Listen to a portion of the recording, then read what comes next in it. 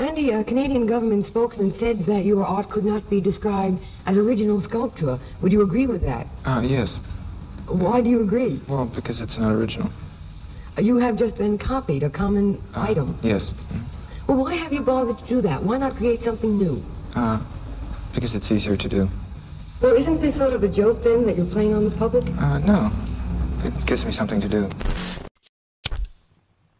As you can see, Uncle Andy is a real epsilon. I think if someone told him he was a psi beta or another Greek letter, he wouldn't be too upset. As long as I can remember, something has always been coming into fashion and then going out. I don't see anything wrong with it. It's a cycle of constantly repeating trends that go on until someone decides they want to wear baggy pants again. Recently, it seemed like students were wearing Yeezys, now they're wearing Jordans. Or maybe they're not wearing them at all. It's hard to keep up with fashion. Usually, all trends go through young people because they're willing to boldly test them out, filtering out everything that's embarrassing or unnecessary in any phenomenon. But as Grandpa Sigmund used to say, smoking is a hidden desire to listen to chill rap. I used to think it was nonsense, but seeing young people constantly bringing various phallic-shaped gadgets to their lips, I'm starting to believe that German men, let's say with interesting views on the world, might have had a point after all. And Friedrich, when writing Berserk, explored many interesting themes, like the uselessness of armor as a metaphor. That outward invincibility is nothing compared to a developed character. I'm talking about the Venetian edition, by the way. But as always, young people take any criticism too personal.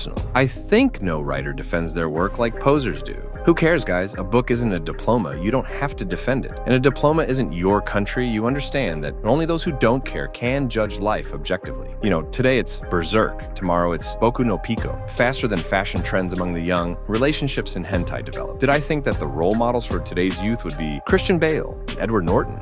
No, but I think it's great. The movies are really awesome. And it's great that out of Norton's two most popular movies, TikTok chose Fight Club, though I think it would be hypocritical of them to promote American History X, given their positive and left-leaning stance. However, I think Derek Vineyard fits the Sigma role more than the other two. After all, both Batman and the narrator are not exactly Sigmas. People who are cool in their imagination remind me of that scenario where you imagine that some bandits attack your school, and you, to cool beats, take them all down and save the hot English teacher, who of course gives you a special after-school lesson. How is this different from the two crazy characters from the mentioned movies? Or is this also about romanticizing illnesses among young people like schizophrenia, bipolar disorder, and even diarrhea? I think a real Sigma would have long figured out that there's no badass character in American Pie. That too is a truly strong person. For me, it's always been like this. Strength comes with accepting facts and rejecting fate. If that fate doesn't suit you, of course. What do I see as a weakness? Denial. Denial of one's own flaw. And of course, blaming the world for your failures. If someone genuinely enjoys being overweight, there's no weakness in that. But when they're not satisfied with it, and instead of accepting the fact, they try to avoid the truth and ask others for favors, then people will lie without any problem. But it won't change your life. And it doesn't matter what kind of insecurities we're talking about. The principle is the same. The poor, instead of trying to become rich, wish for others to become poor. It's always been this way. The cowardly hate the strong, and only truly free people can ignore everything and not prove anything to anyone. To be a cool, self-sufficient person, or at least not to evoke pity from others, you don't need to prove anything to anyone. You could build a spaceport trying to colonize another planet,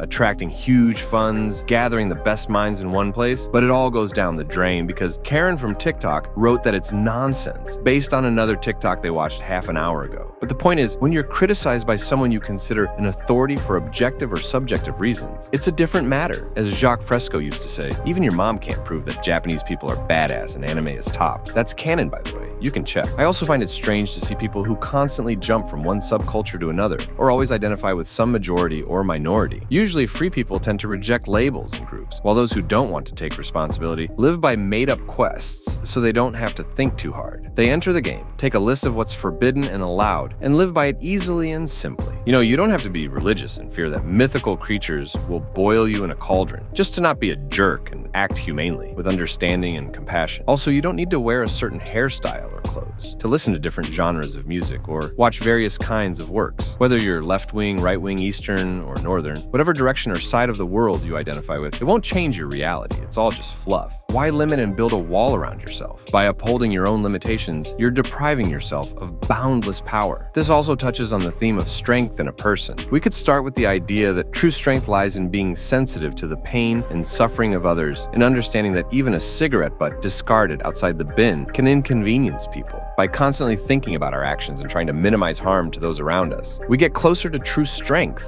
Also, truly badass people don't care if their thoughts are accepted or if they're wrong. Only you can see through your eyes, along with a bunch of brunettes with a ping pong paddle emblem. That's it, so don't worry. Well, to become a truly independent person, you need to not just pretend to be self-sufficient, but actually be self-sufficient. A self-sufficient person doesn't get offended by others, knowing that it's as pointless as not fapping or saving mana. After all, your friend won't appreciate it anyway. How can you get offended by people in a world where one person tries to prove to another that one guy kicks a ball better than another based on their wet fantasies, even though they haven't even seen them in real life? If you stop for a moment and think about what's happening in our world, you'll realize how absurd everything is. Anyone who has never made a mistake has never tried anything. So if you think you can do something better, try it and mess up. It's much better than not trying at all. And really, why cover yourself with trendy labels, trying to impress others and becoming a caricature of yourself, when you can just enjoy the beautiful chaos?